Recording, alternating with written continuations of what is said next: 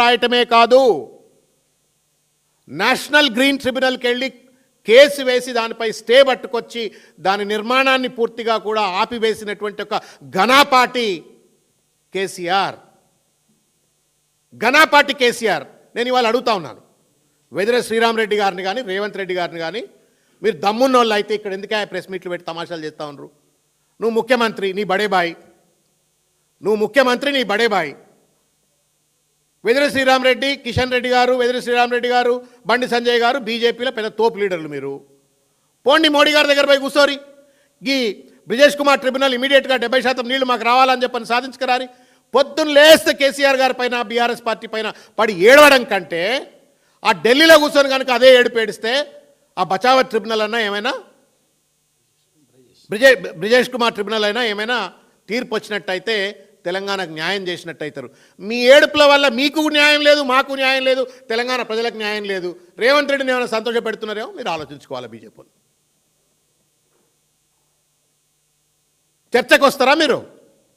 పెద్ద పెద్ద కీలకమైన కాంట్రవర్షియల్ అంశాలలో కోర్టు తీర్పులు వస్తే మేం చేయబట్టే వచ్చినాయని చెప్పుకునేటువంటి ఒక భారతీయ జనతా పార్టీ కేంద్ర ప్రభుత్వ అధిష్టానం ఈ బ్రిజేష్ కుమార్ ట్రిబ్యునల్ సంబంధించి ఎక్స్పిడైట్ చేయమని ఎందుకు ప్రయత్నం చేయట్లేదు?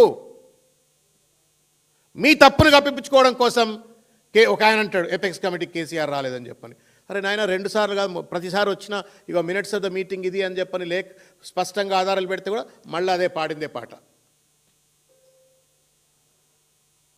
ఒక తప్పుడు ప్రచారాలు చేస్తూ ఇవాళ బీఆర్ఎస్ పార్టీని, కేసీఆర్ గారిని, హరీష్ రావు గారిని బదనాం చేసేటట్టు ఒక ప్రయత్నం చేస్తూ ఉన్నారు.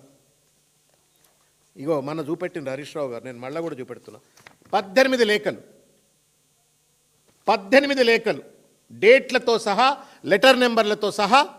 ఇవి కావాలంటే వెదిరే శ్రీరామరెడ్డి గారు మీరు పోయి ఈ అవుట్వార్డ్ సెక్షన్లో పోయి కనుక వెరిఫై చేసినట్టయితే ఈ డేటా మీకు కనబడుతుంది. మీకు కావాలంటే మీకు పంపిస్తాం. ఈ పీపీటీ కూడా పబ్లిక్ డొమైన్లో ఉంది. రాయలసీమ ఎత్తిపోతల పథకాన్ని ఆపివేయాలని 18 లేఖలు రాసినట్టు ఒక కేసీఆర్ గారు. లేఖలు రాయలేదంటారు, 299 ఒప్పుకొని వచ్చిండు అంటారు.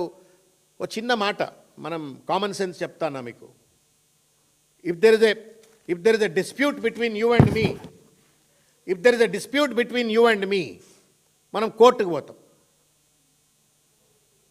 ఒక అంశం మీద డిస్ప్యూట్ ఉంటే కోర్టుకు పోతాం. కోర్టు ఏం చెప్తుంది? నీ వాదన చెప్పు, ఆయన వాదన, మీ ఇద్దరు వాదనలు చెప్పండి సపరేట్గా. మీ ఇద్దరు వాదనలు విన్న తర్వాత నేను తీర్పు చెప్తా.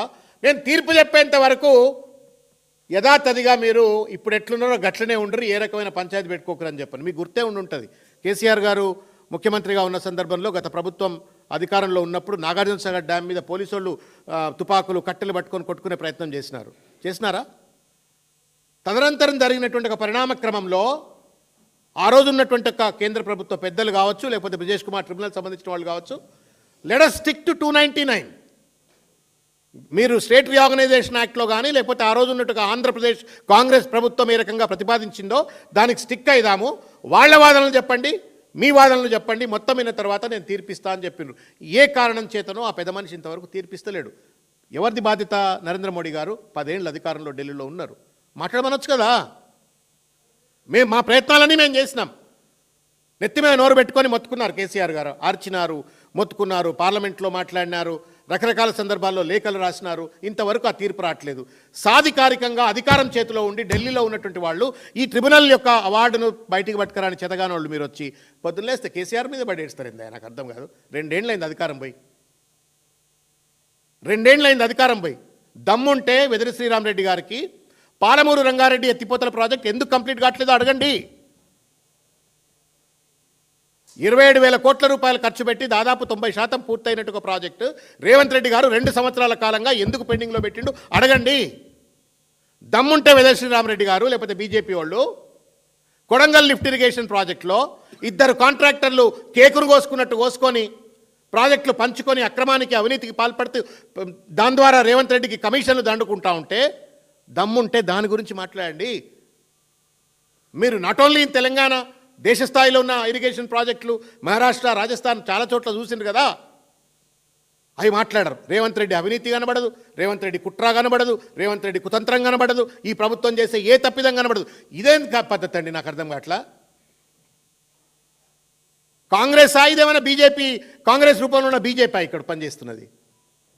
ఎందుకన్నా మద్దతు కాస్తా ఉన్నారు? ఇట్లయితే మీరు ఎట్లా పెరుగుతారు? ఎట్లా అది పార్టీ ఎదగాలి కదా.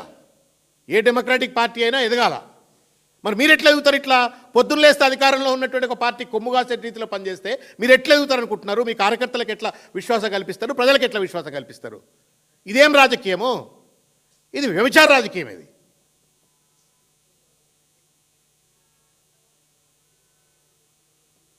ఏ ఇంట్లో తిని ఎవరి పాటో వాడినట్టు ఇది కాదు. బూత్ సామెత. అది నేను అనదలుచుకోలేదు.